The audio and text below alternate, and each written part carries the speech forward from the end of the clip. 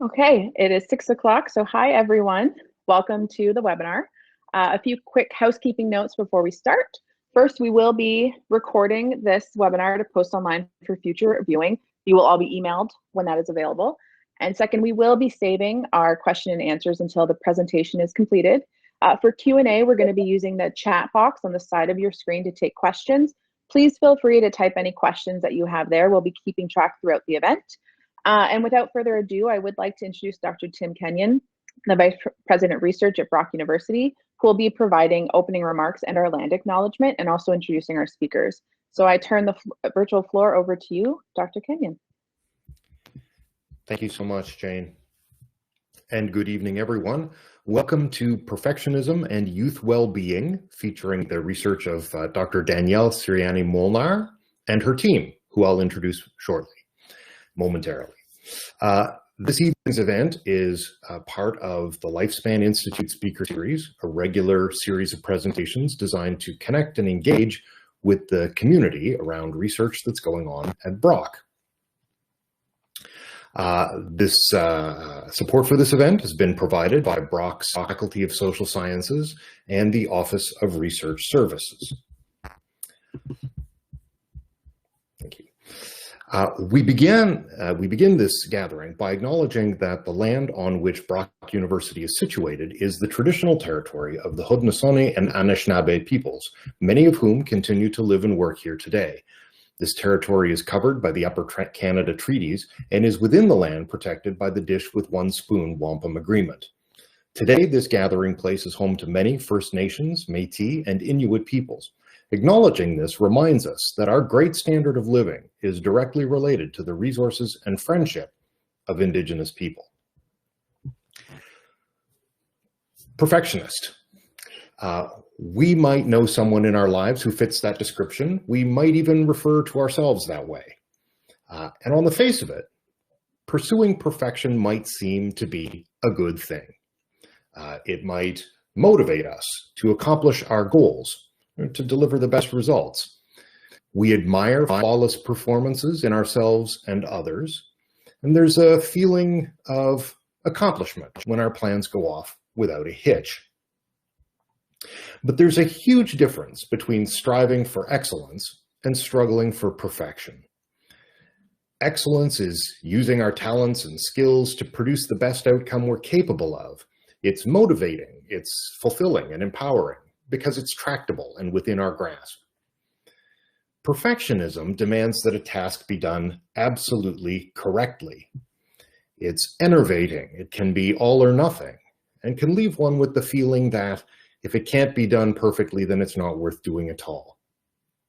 It distorts how we understand and apply our skills and our talents. Our efforts are never good enough.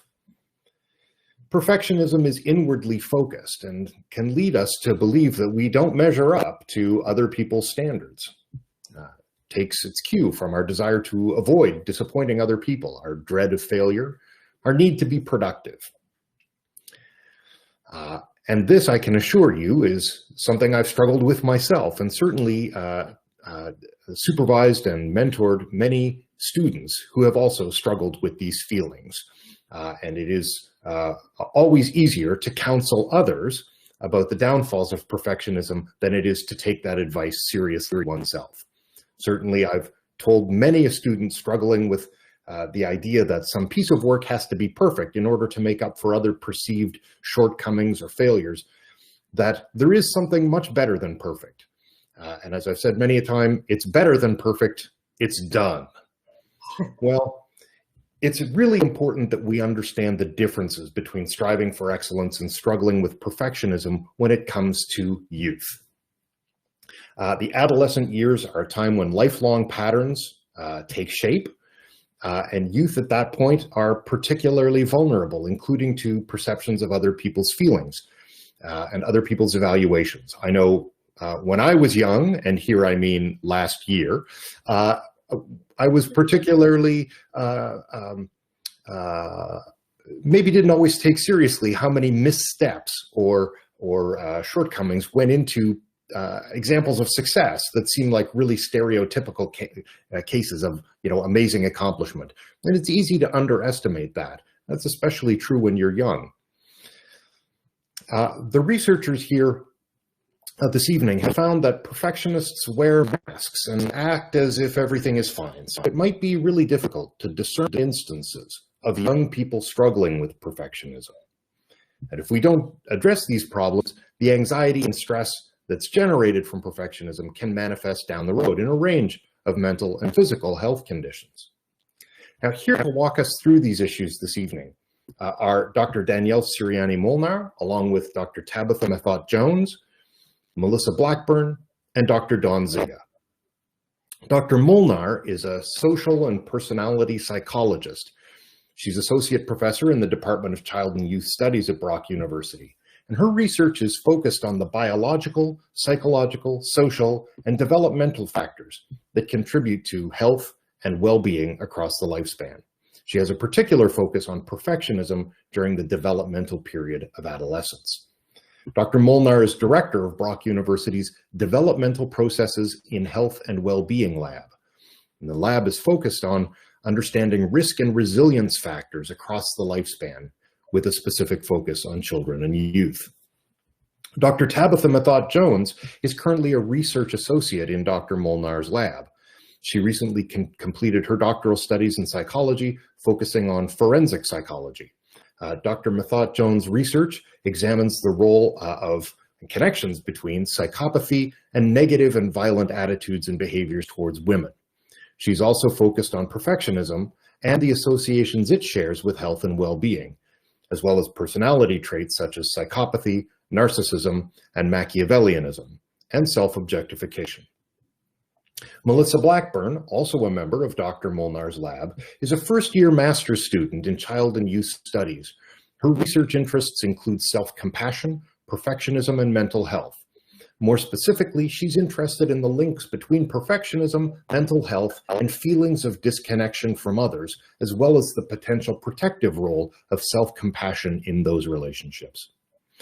Drawing on their research, Drs. Molnar, Methot-Jones, and Melissa Blackburn will discuss why so many youth feel pressured to be perfect, how young perfectionists are experiencing the pandemic, and how educators and youth-focused practitioners can support young people who are struggling with perfectionism.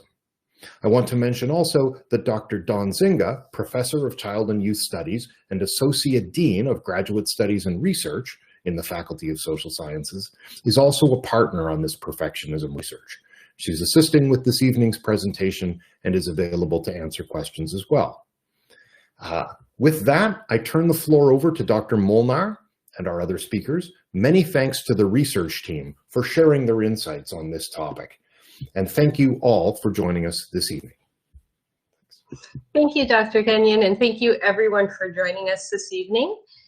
So I just want to start by talking about the prevalence of perfectionism and what it is. So Dr. Kenyon did a brilliant job of stating some of the components, what it is and what it's not. So Zendaya, who a lot of people are familiar with, she's an actor and a singer. And I pulled some quotes from her because she is a self-identified perfectionist. As you can see from the quote, she states, "I'm a perfectionist. I overthink everything I do. The one thing I struggle with is I sometimes get so afraid to make a mistake. Like I want to be perfect. I want to make all the right decisions. And when I don't, it stresses me out." So many of you know Emma Watson as Hermione Granger from the Harry Potter series. And she also is a self-identified perfectionist, and she explains it like this. "This is sort of irritating at times, but I'm a bit OCD and perfectionistic. I'm my own worst critic. I think that's really hard, but it also spurs me on. I want to do better." And finally, Shawn Mendes, who's a singer and songwriter, he states, "I would get to points where I was crying about the fact that I couldn't get a certain part right. Everyone's standards are so high, and anxiety for me has really just stemmed out of insecurity. I really, really care about what people think. I'm obsessed with improving. It kills me." I picked these quotes specifically because each of these individuals did a wonderful job in pointing out the key components of perfectionism. So, I think of perfectionism, like let's picture we're on a journey, and I love the ocean. Anyone who knows me knows that, and I love the beach. So, the first thing I want to point out that was brought up by Shawn Mendes and also talked about by Zendaya is a lot of people, and Dr. Kenyon pointed this out as well at the beginning, they think perfectionism is a good thing. So you heard Emma Watson say it spurs me on, and a lot of people treat it as a key motivator. But what a lot of people don't realize is that they're confounding striving for excellence with perfectionism. Perfectionism in its essence is driven by what we refer to as a defective sense of self. Or in other words, it's driven by a sense of, I'm not worthy. I'm not good enough on my own. And I purposely picked the anchor because it pulls you down.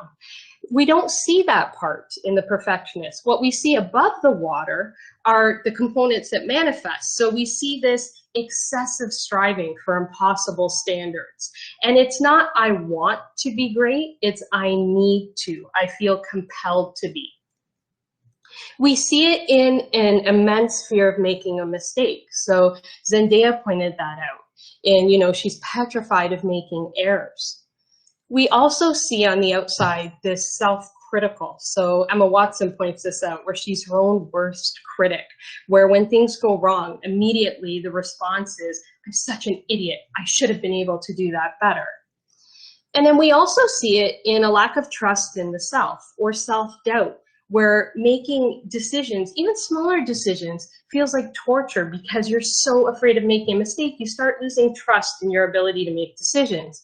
And after a while, not surprisingly, the weight of all of these key components of perfectionism eventually brings us down.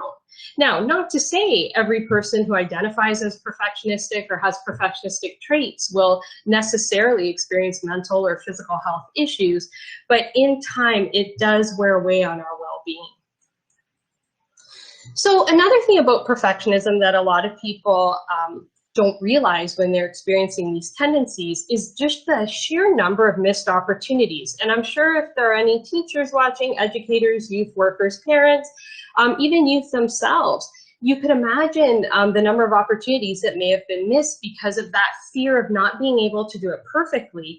But even more than that, not being able to do it perfectly the very first time, in that sense of impeding embarrassment or humiliation. And it can show up in all different places. So on the slide, you can see, maybe you're afraid to try out for a sport because, you know, you think, oh, I won't be as good as the others, or I won't manage. It could be learning a language.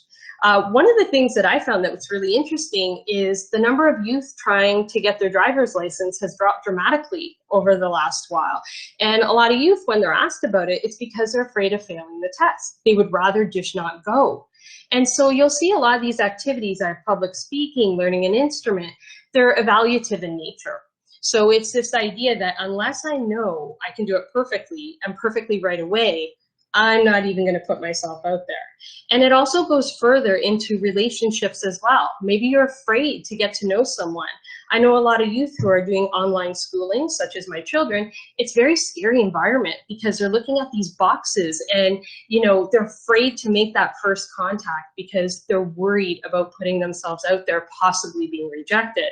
And what this ends up leading to is a form of self-imprisonment, where essentially there's all these opportunities for growth and discovery that get missed because the person's afraid of having to go through the journey of possibly making mistakes, possibly being embarrassed. But in essence, then they're not able to really know their true strengths or weaknesses because they haven't gone out there. So, you know, a big issue with perfectionism, a meta-analysis, which is basically a fancy word in our academic arena, but basically what it is you do a study that summarizes the results of all the other studies out there on a topic. And this meta-analysis done by Dr. Thomas Curran and Dr. Andy Hill from United Kingdom, brilliantly done, where basically what they did is they looked at all the studies that had perfectionism research on youth, and they were interested to see, is perfectionism staying stable? Is it rising? Is it decreasing? And they found that it was rising in Canada, United States, and United Kingdom. So not only is it an issue now, but we know it's becoming more and more of an issue as we move forward, particularly for youth. Now, up to this point, I've been talking about perfectionism like it's one thing, but Dr. Hewitt and Dr. Flett, who are two amazing pioneers in my field of perfectionism, they have this wonderful framework that really talks about 3 different forms of perfectionism. And basically, these forms can be differentiated based on what we call interpersonal source and direction. So it's getting ahead of me. Don't do that. See, imperfect. There you go. So self-oriented perfectionism, this is when the person sets standards for themselves and they're self-critical. So they're creating the standards and they're being critical of themselves. But notice it's demanding perfection. It's not just, oh, I would love to be great. Other-oriented perfectionism, on the other hand, is demanding perfection from others. So here the person creates the impossibly high standards, but they impose them outside of the self. And they're also incredibly critical of others when they feel others have not met their standards. Finally, there's socially prescribed perfectionism. And this is when people perceive or believe that others expect perfection from them. And they feel that criticism is being placed on them from the outside. All of these are associated with mental and physical health in different ways. So tonight we're going to be focusing primarily on health behaviors, school achievement, and mental health. I'm going to now turn it over to Melissa, who's going to talk about perfectionism and school achievement. All right, thank you. So as Danielle mentioned, I'm going to be talking a little bit about perfectionism in the school context. So I'm going to start with perfectionism and school achievement, or perfectionism in grades. So what we often hear young perfectionists say is that they're aware that their perfectionism is kind of impacting them in these negative ways, right? Whether it's in terms of their mental health or their levels of stress, but at the same time, they perceive it as something that helps them do well in evaluative context, as Dr. Molnar mentioned. So particularly in school, we hear them saying a lot like, oh, well, it helps me get good grades. So even though it really stresses me out, it's worth it, and they're willing to take the good with the bad. However, the literature tends to be mixed here, so this is one question I wanted to explore a bit further with you guys tonight. Next slide, please. All right, so does perfectionism actually predict achievement in school? So to answer this question, I looked at survey responses that we handed out. We handed out a survey to a second-year course here at Brock from 2 different school years, and they filled out measures of perfectionism, test anxiety, and self-efficacy, which I'll talk about on the next slide, but they're from that second questionnaire there. And then we pulled their final course grades from the Brock database. So this group included 370 second-year students in a child and youth studies course. They were between the ages of 18 and 20. They were mostly female, and then their average grade was around a 76, with quite a wide range, so the lowest being a 55 and the highest being almost a 90% average in the course. Next slide, please. All right, so test anxiety and self-efficacy. So what we wanted to look at here is the relationship between perfectionism and grades, and then we wanted to see if these 2 things help to explain that relationship if it exists. So test anxiety, which you guys probably already know, refers to feelings of like worry and concern around tests, exams, evaluation in school. And the literature shows that higher levels of that self-oriented perfectionism, or the internally driven perfectionism, and that external pressure to be perfect or socially prescribed, so that's SOP and SPP, tend both to be linked to higher levels of test anxiety. And then on the other hand, we have self-efficacy. So this is how likely it is, you think that it is that you'll be able to succeed and to reach your goals. So that internal drive to be perfect appears to be related to higher levels of self-efficacy, whereas with the external pressures to be perfect, the literature is less clear. So sometimes it's related to lower levels or less belief in yourself, and sometimes it's unrelated, which kind of makes sense, right, if you think about it. So if you're setting those standards for yourself, you might be more likely to believe that you can reach those standards, where if you feel that someone else is dictating those standards for you, you might be less likely to believe you can rise to the occasion. Next slide, please. Okay, so what we're seeing big picture is that externally driven perfectionism is related to lower course grades overall. And then on the bottom there, you can see that internally driven perfectionism is actually related to higher grades. But I just want you to take that and put it in your back pocket for a second. We'll unpack it in a little bit, and it's not quite as positive as it seems on the surface there.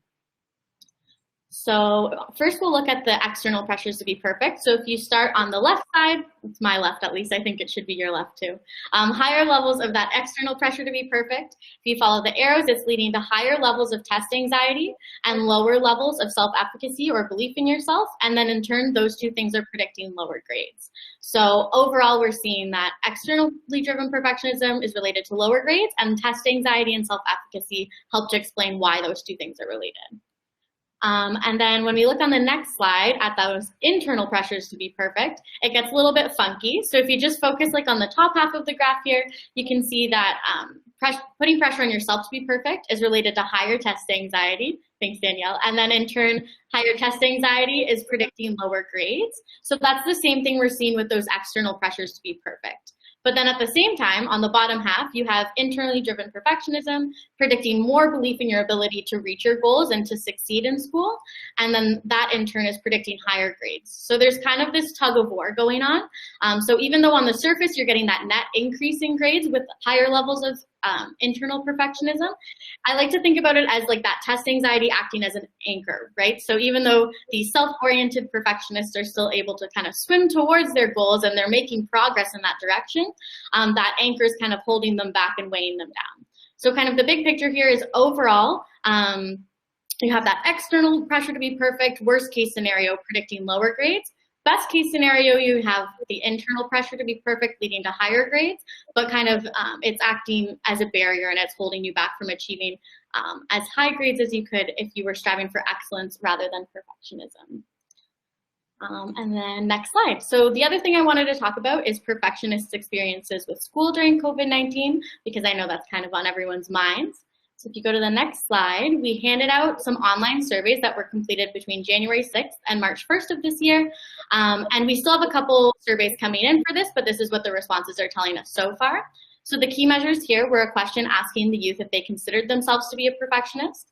We also asked some questions about their school experiences and connection to others. And then they filled out a measure of depression and anxiety as well.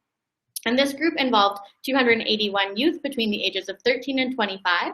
Again, they were mostly female. In terms of school format, around 65% were doing online school, while the rest were doing either in-person or blended. And we did some analyses comparing these two formats. And if you want to know more, we can talk about it in the question and answer, but I'm going to stick to perfectionism for now. And then at the bottom there, you can see almost half of this sample self-identified as perfectionists. And we were pretty shocked when we saw that. That's incredibly high. So as Dr. Molnar mentioned, perfectionism does appear to be on the rise among youth, and you can see that reflected here. It also could be that perfectionists are more likely to fill out our online surveys, but it's likely kind of a mix of both. All right, next slide, please. So when we compared perfectionists to non-perfectionists, we found that they were spending more time on homework or asynchronous work. So you can see there, they're spending almost an hour more per day on average on that independent learning. So what was interesting here was that they're spending the same amount of time in live classes or synchronous classes, and they're spending the same number of days per week in school, but they're spending more time on that independent learning. So they're kind of taking the responsibility for their schooling on themselves during this time and spending much more time working on that independent type learning. They also felt less connected to their teachers and their peers, and they were more anxious about back to school compared to non-perfectionists. So this is kind of overall how they're feeling about school, how they're doing in school during this time, but kind of the million-dollar question is, how does that impact their well-being, right? So on the next slide, we looked at relationships between these variables and their mental health. So we can see here, identifying as a perfectionist led to less connection with peers, as I mentioned, and in turn, that was predicting higher levels of anxiety. And then when we look at depression, we find a similar pattern, but we also see that key role of teachers. So identifying as a perfectionist led to less connection with peers and teachers, and then those two things in turn were predicting higher levels of depression. So these results really speak to the impact and the importance of social connections during the COVID-19 pandemic, and how perfectionists might be feeling particularly disconnected, and that this might be impacting their mental health. So now I'm going to pass it over to Dr. Methot-Jones, and she's going to talk a bit more about the pandemic. Hello, hi. So I'm going to talk about how levels of health behaviors and mental health have been changing across the pandemic, especially for young perfectionists. And I'm going to start with a discussion of health behaviors. So health behaviors are health promoting behaviors. So there are things like engaging in enough sleep and exercise, eating a healthy balanced diet, relaxing. And these behaviors are important because they predict things like better mental and physical health. Next slide. Now, unfortunately, there's evidence to suggest that perfectionists might not be doing a great job taking care of themselves in terms of health behaviors. So perfectionism is linked to things like unhealthy exercise behavior, it's linked to poor eating habits, it's linked to poor sleep, especially for socially prescribed perfectionists. It's associated with more stress, which isn't a measure of relaxation specifically, but it does indicate a tendency towards less relaxation. What we don't know is what this is going to look like during the pandemic. Now, research on youth in general during the pandemic suggests that the ways in which youth are engaging in health behaviors is different. So they are getting more sleep during the pandemic, but they're also engaging in less things like physical exercise, and they tend to be eating less healthy. But again, we don't know what this is going to look like for perfectionists. Next slide, please. So to examine this, we re-examined 182 participants who were predominantly white and predominantly female between the ages of 13 and 19. We collected data at 2 time points, the first being before COVID-19 hit, and the second time point corresponding with the first government lockdown in Ontario that happened between March and July of 2020. And at each of these time points, our participants completed a measure of perfectionism and a measure of health behaviors. And this allowed us to test whether or not our participants were engaging in more health behaviors at that first lockdown than they were before COVID-19 hit. Next slide, please. And what we found was that youth in general did appear to be engaging in more health behaviors during that first lockdown than they were before the COVID-19 pandemic hit. So for example, we see that youth are engaging in more exercise for 20 or more minutes, they're getting a good night's sleep, they're taking more time to relax, they're eating more healthy meals, and they're eating more fresh fruits and veggies. Next slide. But of course, we want to know whether or not perfectionists are engaging in more health behaviors during that first lockdown compared to before COVID-19. So when you see positive numbers on this graph, what it indicates is that these individuals are engaging in more health behaviors at that first lockdown compared to before COVID. If you see negative numbers, it means they're actually engaging in less health behaviors during that first lockdown. So let's start by looking at the last 3 bars on the right-hand side of this graph here. So the dark blue bar over to the dark green bar, or at least they're that color for me. And these are self-oriented, socially prescribed, and non-perfectionists. So for all 3 of these groups, they're actually engaging in more health behaviors during that first lockdown than they were before COVID-19. What's especially interesting is socially prescribed perfectionists, so that middle light blue bar there. Now, they have increased their health behaviors more than any other group that we're looking at. And this could be a function of the fact that these individuals ascribe to the idea that other people are putting pressure on them to be perfect.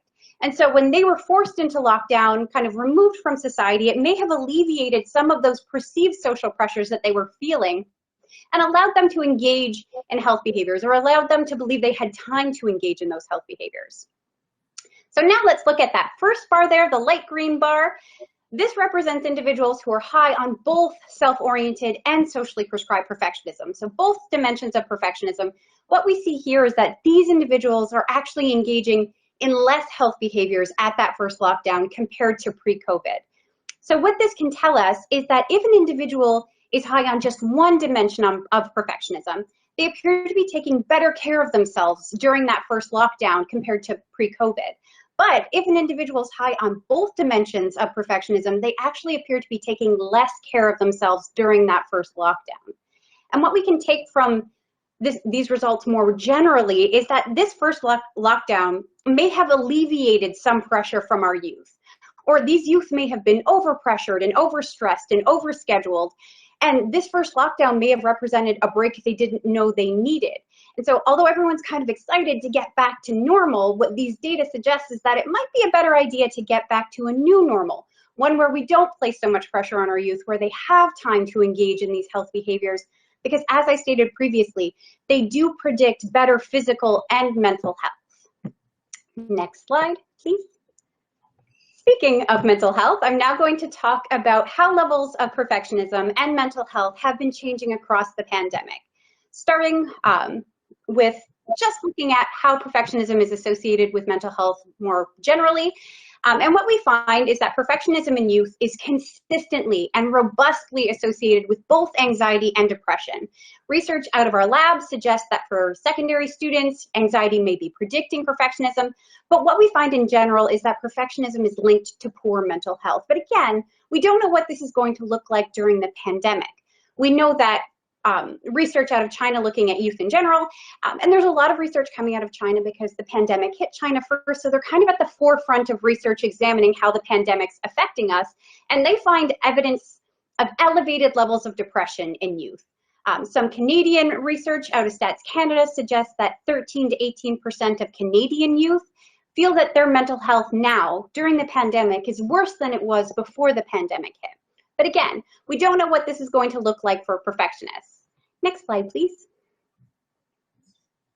So to examine this, we employed a sample of 255 participants who are between the ages of 13 and 19. They were predominantly white and predominantly female. We used the same kind of time points we had in our study on health behaviors, but with an additional third time point that corresponded to the second government lockdown in Ontario that happened between December of 2020 and February of 2021. And our participants completed a measure of perfectionism, of depression, and of anxiety at each of those three time points. Next slide, please. And we didn't find evidence to suggest that there had been a change in the level of anxiety from pre-COVID into the second lockdown. Next slide, please. But what we did find was evidence to suggest some really interesting changes that have been happening in depression across the pandemic. So what we can see here is from pre-pandemic into the first lockdown, we see a bit of a dip in depression. So here depression levels have actually gotten a little bit better. But then from our first lockdown into our second lockdown, what we can see is that levels of depression have become substantially worse. So relative to a person's normal levels of depression, we see elevated levels of depression at that second lockdown. Next slide, please. We also find evidence to suggest that levels of socially prescribed perfectionism have steadily increased across the pandemic. Not as dramatically as depression, but what we can see is from pre-pandemic into that second lockdown, relative to a person's normal level of socially prescribed perfectionism, we can see elevated levels of socially prescribed perfectionism at that second lockdown. Next slide, please. But the really, really interesting findings from this research is that as a person's level of socially prescribed perfectionism increases, so again, that's the type of perfectionism that's associated with believing other people are putting pressure on you to be perfect. As this form of perfectionism increases relative to a person's normal level of this type of perfectionism, what we can see is corresponding increases in their levels of depression. So this is a within-person difference, but we also find between-person differences, such that individuals who tend to be higher on socially prescribed perfectionism tend to be more depressed in general than individuals who are lower on this form of depression. Lower on this form of perfectionism. So socially prescribed perfectionists tend to be more depressed than individuals who are lower on socially prescribed perfectionism across the pandemic. And what we can take from both of these areas of research is that perfectionism does appear to be impacting our youth during the pandemic, especially in terms of how they're engaging in health behaviors and in terms of their mental health. Thank you so much. Now let's move on back to Danielle. Okay, so we're just going to move now to some strategies to deal with perfectionism for youth, and then I'll move on for some strategies for parents and educators and anyone who works with youth.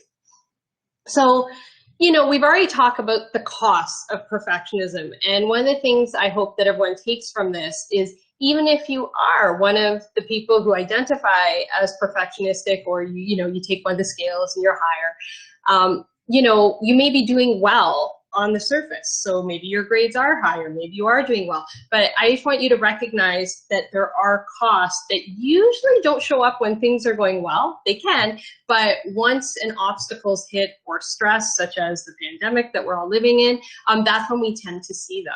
So moving past that, I want to talk a little bit about social comparisons. So all of us are familiar with social media. It doesn't appear to be going anywhere soon. And I follow this Geraldine West. She makes me giggle sometimes. But why I really like to show this is because on the left is the picture that we all see, right? We see these perfect, beautiful, filtered pictures, and we assume, especially when we see many of them, like, wow, this person's got the life. But what we don't see is what's probably really going on behind the scenes. So, I always joke with my children or people I know that, when you're sick on the toilet, if your stomach's upset, you're not like, hey, look at me, I'm posting that. No one does that. What you do is, you put on, your best self, and you put your props everywhere properly, and you may use these filters that my daughter's teaching me how to do. And it's not at all realistic. And unfortunately, what happens when you're seeing these constant posts, so many people post that they're on vacation. Well, what we don't realize is across people, we're consolidating that to think of everyone's life's better than mine. Like, what am I doing wrong? What's happening here? They always look good. They're always doing these exciting things. Meanwhile, what we're not taking into account is if you look at any one person's life, that's not happening every day. And that how much time goes into making these posts, and that they're contrived in many ways. They're not usually natural, right? And, social comparisons in general, they're not always bad. So we can use them to motivate ourselves. We can use them to find out how we're doing. So, if you're not sure, if there's an uncertain context, you can look to your neighbor and be like, well, how are they doing? But the problem is, particularly people who are higher in perfectionism, when we consistently make what we call upward social comparisons, so we look toward people who we feel are doing better, they can be demoralizing after a while. And what a lot of youth perfectionists tend to do is they tend to look at that as evidence of their shortfalls, of their lack of accomplishment. And unfortunately, what happens is they fail to take into account these situational issues as well. So the idea that, for example, one of the things in the pandemic I've been noticing are all of these posts, and you may see them in the news, where people are developing all these new skills, which is, of course, a great thing. Unfortunately, for people with perfectionistic tendencies, when they're seeing people, baking these incredible cakes, or, doing these new exercise programs, and they're showing that their body changes over time, getting fitter, someone higher in perfectionism may look at that and say, oh, geez, I'm not doing that. I made my cake, and it does not look like that beautiful unicorn cake I see in that post. But what we don't know is that post, that person may have had to make 200 cakes to get that perfect one. But what a lot of people who are higher in perfectionism, particularly youth, are seeing is, I should be able to do that the first time. I need to make this lockdown productive. I need to use this time because everyone else is. And unfortunately, it brings this false kind of sense of lack of accomplishment, and these comparisons can get toxic pretty quickly. So one of my recommendations is, take a minute, step back, recognize about what's going on behind the scenes, and make sure that you're monitoring your social media. You're not, of course, it's the primary way where a lot of youth are connecting with others, particularly when we're in lockdowns, but it's at the same time recognizing the constraints and trying not to use it in a comparative way. One of my favorites. So as a professor, as a parent, I see this quite often, where it's people higher in perfectionism. They have this, what I call myopic focus on what is wrong. So, an example here is you pretend this is a report card, and, you see all these A's, which is what a lot of people ascribe to. And they try and meet. But let's say one grade isn't what you want. And what I often see is a total lack of awareness of all of the positives, and a direct focus spotlight on what's wrong with the performance. As a professor, I've had multiple students come to me. I teach statistics, which is one of the tougher courses. And, for me, sometimes just getting through the course is a huge success, and everyone has their own sets of goals. But I've been stunned at the number of students who come to me who get incredibly high grades. And so, for example, one student, she got a 97%, and she was very worried about this test going in, and I thought she would be very excited that she got this amazing grade. And I think the average, just to put it in perspective, was a 68. And she was just upset. And her one question to me was, what happened to the 3%? And so that's what I mean by a myopic focus on what's wrong. So she wasn't paying attention to everything she got right, to how far she had come in the course, all of this wonderful progress, and was just zeroed in on what happened to that 3%. And, you know, I don't want to restrict this just to a discussion of grades. So there's Monet and his waterscapes, and he's one of the most critically acclaimed artists of all time. So one of the creators of Impressionism art. And, you know, I read a lot. And one of the things when I was reading about him is he was a massive perfectionist, where there's stories about him where his partners and people in his life loved his work, and he would literally take a knife and just destroy multiple pieces of art. So 15 pieces of art in this series that you're seeing here, he destroyed the day before they were supposed to go to Paris for a new exhibit, because he found mistakes that no one else could see. And so you see how destructive this focus on constantly looking for perceived flaws can be, how it can strip someone of celebration for what's going on. It could strip the joy of progress. And then it can actually get in the way of further success, because you're so worried about what's going on and ruminating or constantly thinking about what's gone wrong that you fail to take the learning with you moving forward. So Dr. Kenyon did a fantastic job. I was so glad he brought up the difference between striving for excellence and perfectionism, because I think one of the things that impedes people from getting help with perfectionism is this idea that they're necessarily going to be lazy or unsuccessful or just be amotivated.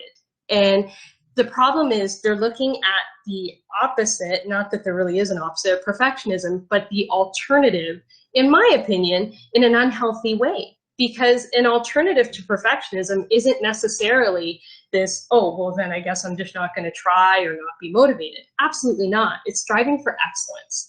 And the one thing I want to point out is a lot of people higher in perfectionism have this idea that success is linear, when in fact, we know that life in general and our road to success is not linear. So it's a lot of moving forward, going back, moving forward, making mistakes. So, you know, like, let's look at the difference. Striving for excellence, setting challenging yet reasonable goals. So it's still allowing the self to improve. Whereas here, it's a compulsive need to be absolutely perfect. Striving for excellence, accepting both personal and situational limitations. Whereas in perfectionism, that is not at all considered. So for example, we're in a pandemic. It's around the world. Of course, we have huge limitations on us right now. All of us are in this boat. However, people higher in perfectionism aren't taking that into account. They're still holding themselves accountable to the original standards that were in place before the pandemic was put upon them. And we really need to recognize that there's a high number of youth who are doing that, who are not even taking into account all of these limitations, having to learn online schooling, being away from supports, not having that same level of connection. Striving for excellence, you know, striving for success in a flexible manner. So being aware that there's going to be obstacles, having to change course from time to time. Whereas people higher in perfectionism, that's not an option. So we're on this course, I must meet this goal, we're moving forward.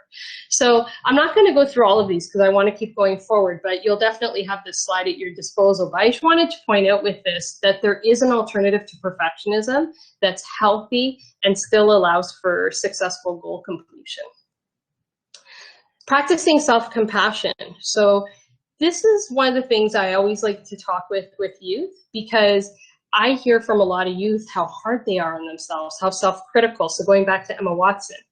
And yet it's amazing the amount of empathy and care that they have for others. And one of the things I like to work with youth who are high in perfectionism is letting them take that empathy and that support and that love and care that they have for others and directing it at the self. So one of the things in exercise that I find very useful is, you know, when you hear that student or that person in your life who's struggling and they're like, oh, I'm so stupid, how could I not get this? Like, I'm never gonna get it. You know, if that was your best friend, if that was someone you care about, is that what you would tell them if you witnessed that? And they're always, oh God, no, of course not, no. What would you tell that friend? Well, I would tell them that, you're just learning. Of course you're going to make mistakes, of course. And I'm like, aha. So why can't you be that way with yourself? So it's just starting to open the discussion and the dialogue on self-compassion and taking all that beautiful empathy and love and care that these youth have for others and helping them direct it towards the self. For parents, educators, any workers with youth, a few suggestions and some strategies. One is to look past the perfect facade. So perfectionists are masters of wearing masks, and I don't mean the masks that we're wearing today, but I mean that smile and everything's okay. And again, it's not to say that all youth who are doing well are necessarily struggling. I don't mean to imply that at all. But what I do mean is a lot of youth who are high in perfectionism, they may be doing well performance-wise, at least at the moment. However, there might be huge struggles underneath. And we really need to think about what's driving them and what's happening underneath before those mental health tolls start to accumulate. So again, it's looking beyond successful performance. Now, a lot of times we associate perfectionism with high achievement. However, we also need to look at students and youth who are struggling in academics or in other areas, because perfectionism, we know, isn't always associated with better performance. Melissa showed you that. I've done some work with Dr. Fuchsia Sirwa, and she does wonderful work on both perfectionism and procrastination. And what we find is perfectionism is also associated with poor achievement, and one of those reasons is tend to procrastinate. Imagine in your heart, or you feel that you have to have this perfect performance. It's not uncommon to get paralyzed with fear and to procrastinate or to do other self-handicapping behaviors. So that way, if the performance isn't what you want, this perfect performance, you can say, oh, it's because of this. I didn't start it till last minute. That's why. And it protects that very fragile sense of self. So it's not just looking at those students who are being very successful for perfectionistic traits, but also those who are struggling. And the other thing is to make sure that we have a welcoming atmosphere for asking for help. Because again, a lot of these particular youth, they may feel that asking for help is a flaw or is, weakness. But if we can make our environments where asking for help at home, in schools, in sports, is a normative thing, is an expected thing, and is in fact success. So I find giving a lot of positive reinforcement. So I'm in close contact with the youth, maybe in my family, who struggles asking for help from teachers. And I'm constantly working with her and using positive reinforcement to be like, that is a success in and of itself. You asked for help, and we celebrate that. And that's been quite useful moving forward. Building in mistakes is also, or opportunities to make mistakes, I also think is very important. So one of the things I always suggest is to create assignments or projects and even tests where there are multiple drafts or multiple steps. Because when we give assignments or projects and we're saying, okay, it starts on September 1st, it's due on September 15th, for example, and you get one shot and then it's evaluated. That's kind of implicitly giving the message that, oh yeah, you should be able to do it great the first time. When in real life, we all know it takes multiple drafts. It takes a lot of practice. So Tom Brady, who's quarterback at Tampa Bay, they show in the Super Bowl, he talks about this, how he's learned to have to face challenges, look for them as opportunities for growth. So it's this idea of you're not going to wake up one day and just be perfect at what you're doing. It takes a lot of practice. So one of the ways we can implicitly teach this is to provide opportunities for failure. So I will tell you, a couple of weeks ago, I was putting my son to bed, and we always have these conversations before he goes to sleep. And he was talking about his course selection for high school, and it's high pressure, and he wanted to get it all right.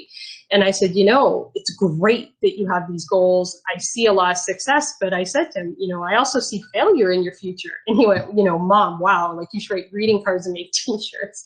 And I went, no, let me explain.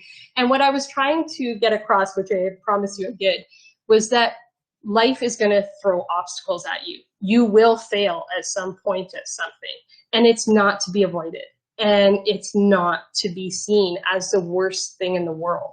So it's part of it. And so if we can build in these opportunities to, fail and make mistakes, but opportunities to grow where it's not necessarily a negative thing. That's a very positive environment for people higher in perfectionism with the support in place. And I'll just end here quickly with beware of implicit messaging. So you'll see my iceberg, and we only see that little bit at the top. And, one of the things is to make distinctions between performance and the person. So before COVID, I was able to visit a couple schools in DSBN, or District School Board of Niagara, and I saw these beautiful posters, I Matter, and it was talking about boosting the person, and it's the person that's of worth, not necessarily what they're producing. And other school boards may be doing this as well. And I think it's a great message. So Dr. Gordon Flood at York University does a lot of work on mattering. And one of the things that we're finding is, again, remember, if perfectionism is driven by this sense of defective self, it makes sense to bring mattering in and to make sure that we know that the person is what matters, not necessarily. So right before this talk, I'm not going to lie, I was nervous. And my son said to me, he goes, Mom, he goes, don't worry. If you do a great job, I'll get you ice cream. And if you do a horrible job, I'll still get you ice cream.